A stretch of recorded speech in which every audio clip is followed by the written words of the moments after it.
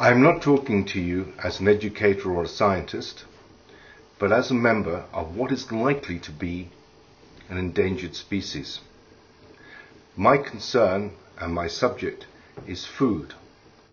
Myself and colleagues fear for the human race, especially with concerns for food resources.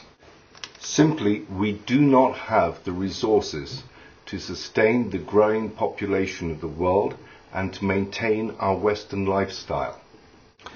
It has been said that it would take 2.5 times the Earth's resources to supply the whole of the world's population with what was needed to live a Western lifestyle.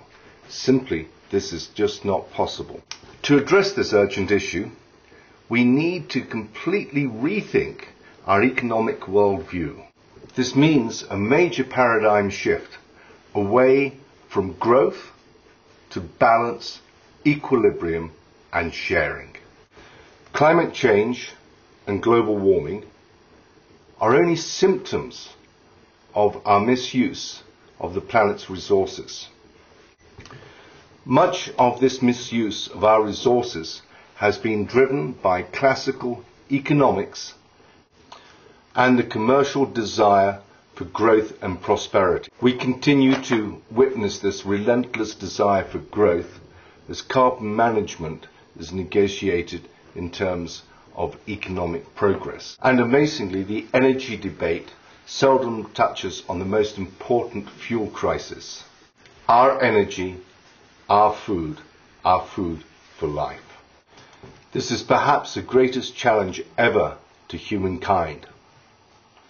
The lack of food not only leads to death and starvation, but also creates aggression and war, what is now what we call resource conflict.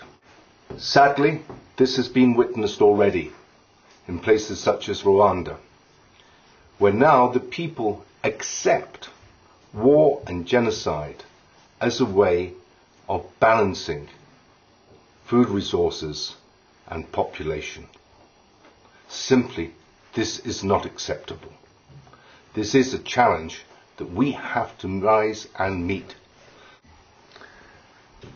Sadly, also, when aggression takes hold, when people are hungry, when people are starving, carbon management will no longer be an issue, and so will hasten global warming and further problems.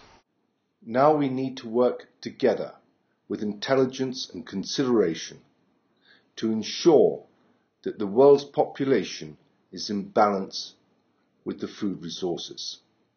In reality, our efforts must put people first with sustainability of food resources.